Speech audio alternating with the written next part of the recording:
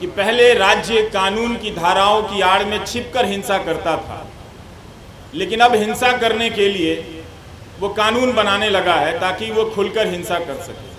यही उम्मीद कर सकते हैं कि कभी कभी न्याय व्यवस्था की अंतरात्मा किसी रात तो जगती होगी, और जब जग जाएगी तो देखेगी कि कानून के हाथ लंबे नहीं, उस कानून के हाथ रंगे हाथ भी होते हैं। कि नाइंसाफियां जहां जहां दर्ज है हम उन्हें पहचानते रहेंगे, उनके बारे में हम लौटते रहेंगे और लोगों को बताते रहेंगे।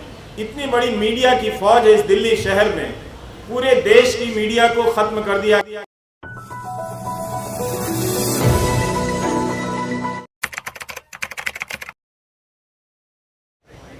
प्रेस क्लब का बहुत बहुत शुक्रिया इस आयोजन के लिए, जगह देने के लिए।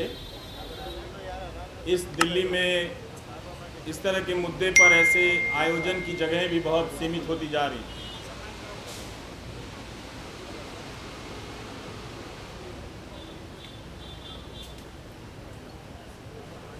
अच्छी बात है कि प्रेस क्लब है जहां पर आकर लोग अपनी आवाज़ उठा सकते हैं। 1000 दिन से उमर खालिद जेल में हैं। 1000 दिन हो गए, न तो ट्रायल शुरू हुई न ज़मानत मिली। हमने तमाम बहसों में, कानून के फैसलों में यही पढ़ा और समझा, अदालतों की टिप्पणियों में देखा और जाना कि ज़मानत अधिकार है और जेल अपवाद। लेकिन 1000 दिन उमर खालिद के जेल में ही हो गए। और आज आप सभी जो भी इस मौके पर यहाँ जमा हैं, जिन्होंने ट्विटर पर लिखा है, और आप सबके सैकड़ों मोबाइल फ़ोन के ज़रिए जो लाइव लोग देख रहे हैं, उन सब ने एक बहुत बड़ा काम किया है। पूरी कोशिश यही है कि उमर खालिद की लड़ाई भुला दी जाए, लेकिन आप सब ने आकर जता दिया कि लड़ाई भुलाई नहीं जा सकेगी। उसकी अकेले की लड़ाई अंदर की है, लेकिन बाहर भी आप उसकी यातनाओं को जो वो झेल रहे हैं उसे आप महसूस करते रहेंगे। हमने पिछले 9 सालों के दौरान राज्य की हिंसा करने की क्षमता को बदलते हुए देखा है। अब राज्य अपनी पार्टी, गोदी मीडिया और आईटी सेल के जरिए आप पर मानसिक हिंसा करता है, आपको बदनाम करता है। और इसकी शुरुआत अगर ठीक तरीके से देखी जाए, संगठित तरीके से देखी जाए, तो उमर खालिद से होती है। जब वो अनजाने में उन टीवी चैनलों के स्टूडियो में चले गए इस उम्मीद में कि इन चैनलों के ज़रिए किसी की बात रखी जाती है, किसी का पक्ष रखा जाता है, मगर जब तक वो जाते तब तक चैनलों ने अपना रुख हमेशा हमेशा के लिए, आने वाले 10-12 साल और न जाने और कितने साल के लिए बदल लिया था। तो उस गोदी media, IT cell, political party के ज़रिए एक पीएचडी के छात्र को देशद्रोही के रूप में स्थापित कर दिया गया। समाज की नज़र में उसे कमज़ोर कर दिया गया जो पहले से ही कमज़ोर था। हमारी आपकी तरह पढ़ने लिखने वाला एक लड़का था जो नहीं जानता था कि उसके पीछे इतनी तैयारी से सिस्टम ने हमले के सामान जुटा लिए। दूसरा तरीका राज्य ने अपने हिंसा का ये बदला, ये आप सभी जो सुन रहे हैं उसे समझना भी चाहिए कि पहले राज्य कानून की धाराओं की आड़ में छिपकर हिंसा करता था, लेकिन अब हिंसा करने के लिए वो कानून बनाने लगा है ताकि वो खुलकर हिंसा कर सके। ये बदलाव आया है और आज राज्य, हम सब देख रहे हैं, सिर्फ उमर खालिद नहीं हैं, शोमा सेन भी हैं भीमा कोरेगांव केस में 5 साल से अंडर ट्रायल है। जब बड़े बड़े न्यायाधीशों को अंडर ट्रायल के बारे में बोलते हुए सुनता हूँ तो मुझे लगता है कि यही 2-4 केस उन्हें भी नज़र नहीं आते होंगे, या उन्होंने भी अपनी सुविधा के हिसाब से इन कुछ केस को देखना सुनना बंद कर दिया है, इस तरह से कि ये केस छोड़कर बाकी और केस पर बोला जाए। तो कभी भी सबके सामने में है, सुप्रीम कोर्ट ने तमाम टिप्पणियां की है ज़मानत को लेकर, सबके सामने ये बात है, मगर कभी भी 1000 दिन तो सुनवाई चली है दिल्ली की निचली अदालतों में, बेतवा शर्मा ने लिखा है, और कोई 400-300 दिन दिल्ली हाई कोर्ट में इस तरह से ज़मानत को लेकर सुनवाई चलती रही। इसके बाद भी ज़मानत एक इतनी मुश्किल उम्मीद इस लड़ाई में बनकर सामने आ गई। यही उम्मीद कर सकते हैं कि कभी कभी न्याय व्यवस्था की अंतरात्मा किसी रात तो जगती होगी, और जब जग जाएगी तो देखेगी कि कानून के हाथ लंबे नहीं, उस कानून के हाथ रंगे हाथ भी होते हैं। उसे नज़र आएगा, वो बात समझ में आएगी कि क्या हो रहा है। हम सब ने यह भी देखा है कि मीडिया के स्पेस से उमर खालिद को धीरे धीरे पीछे की तरफ धकेल दिया गया, किनारे कर दिया गया, ताकि भुलाने की प्रक्रिया में तेज़ी आए। मैं अक्सर सोचता हूँ कि जो लोग शुरू में बोला करते थे वो लोग आगे चलकर बोलने की प्रक्रिया से ऊब गए, या उस प्रक्रिया के सहयात्री हो गए जिसने ये तय किया है कि हम जब किसी के साथ इस तरह की यातना करेंगे, खूंखार धाराओं में उसे बंद कर देंगे, तो उसे भूल जाना होगा, उसे उसके हाल पर छोड़ देना होगा। उमर खालिद की जितनी भी तस्वीरें आई इस दौरान, जहाँ भी छपी या चंद वीडियो में नज़र आए, मैंने एक हंसता हुआ लड़का देखा, लेकिन उस हंसी को देखकर अपने भीतर उदासी भर जाती थी कि हंसी जो है वो अपने लिए नहीं, वो हम सब के लिए छोड़कर जा रहा है कि आप शायद अपनी ज़िंदगी में सामान्य होंगे। इस वक्त एक ओवल में फालतू का मुकाबला चल रहा है, इंडिया ऑस्ट्रेलिया के मैच में ट्वीट करके अपने आप को क्रिकेट प्रेमी जता रहे होंगे।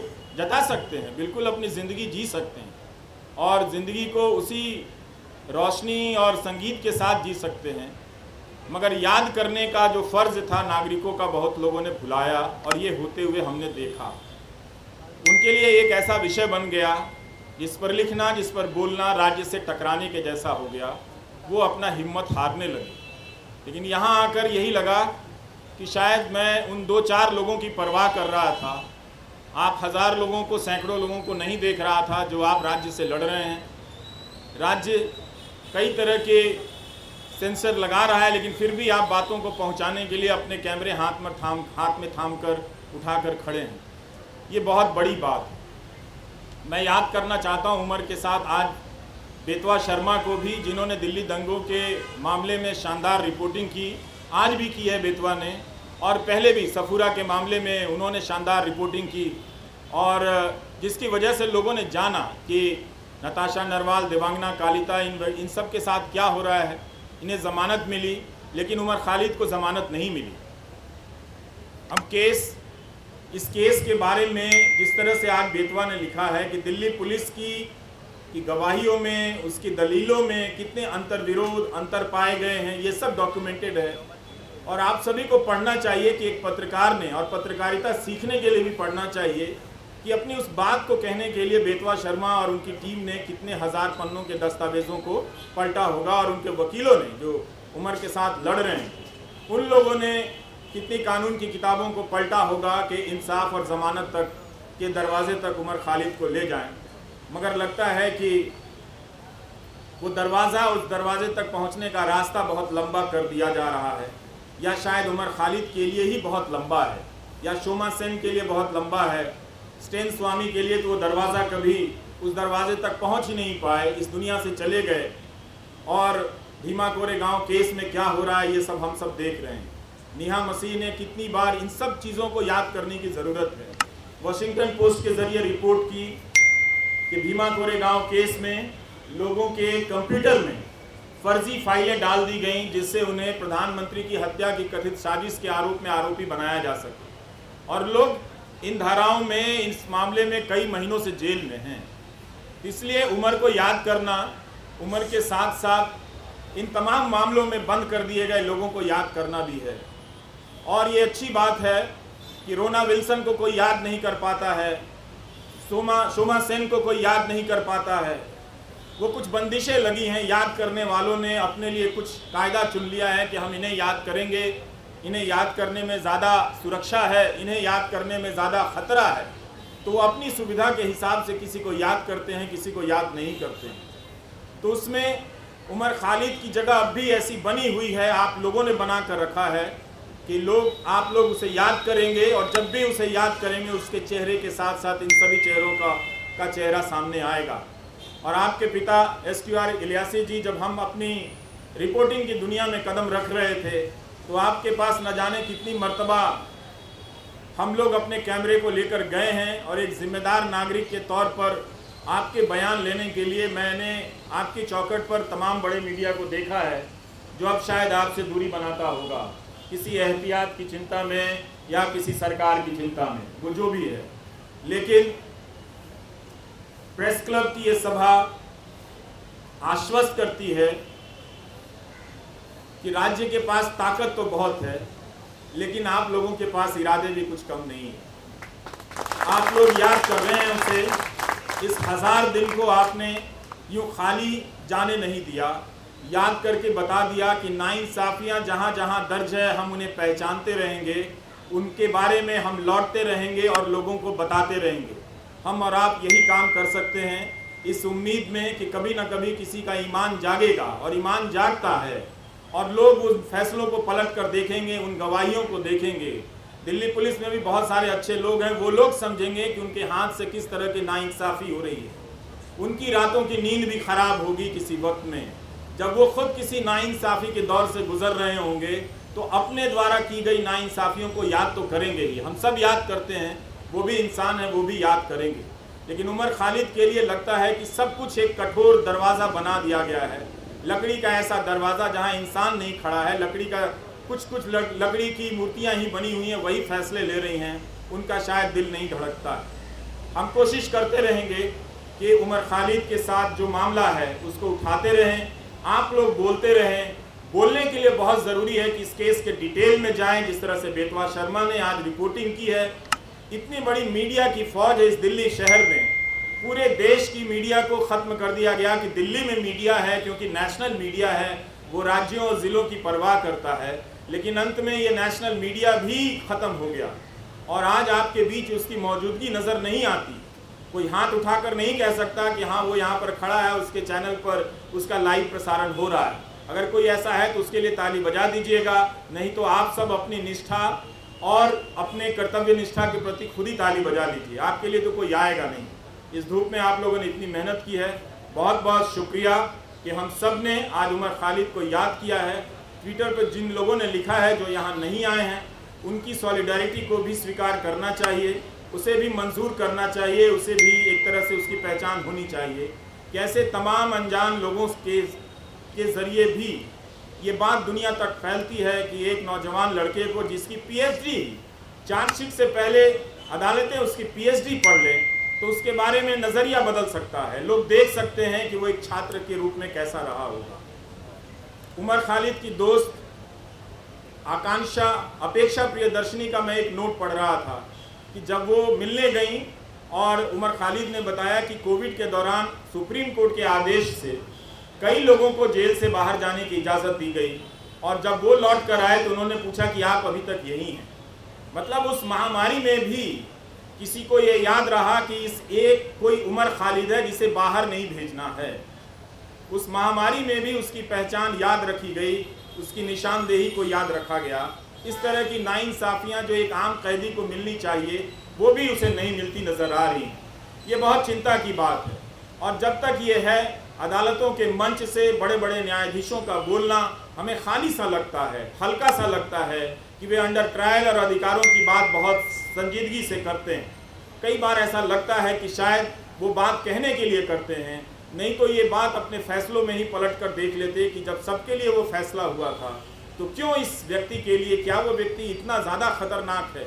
मीडिया अगर धारणा बना दे, गोदी मीडिया का एक एंकर रोज़ दंगाई मानसिकता फैलाता है, उसके खिलाफ कोई कार्रवाई नहीं हुई, और उस तरह के एंकरों से किसी को देशद्रोही बना दिया जाता है, उस पर राज्य व्यवस्था और न्याय व्यवस्था उसे लेकर इतना क्रूर हो जाती है, कोई दया भी नहीं दिखाती है, उसका प्रदर्शन नहीं करती।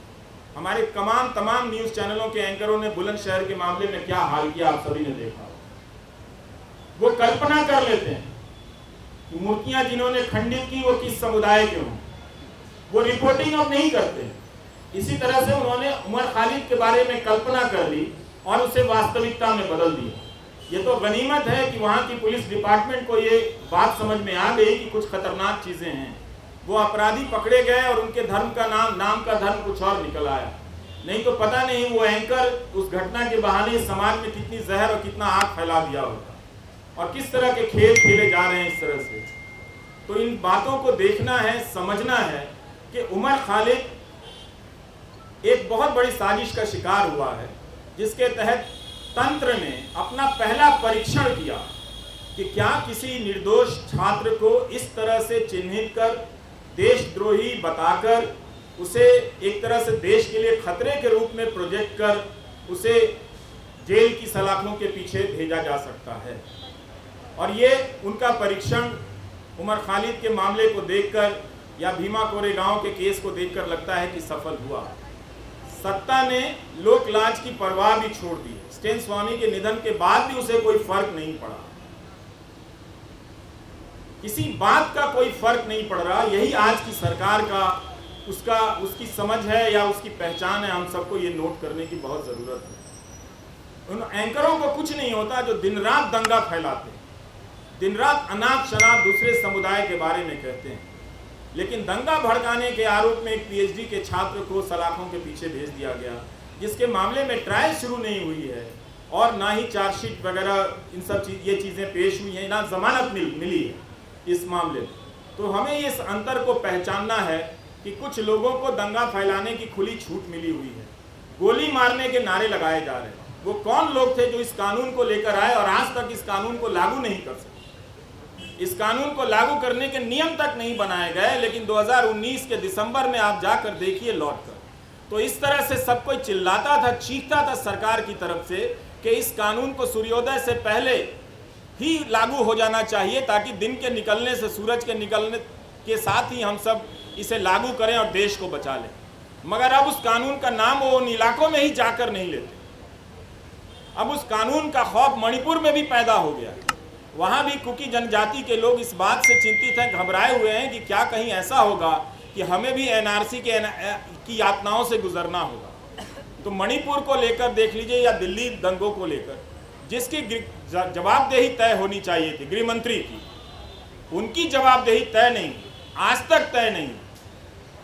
गोली मारने के जो नारे लगा रहे थे उनका मंत्रिमंडल में प्रमोशन हो जाता है।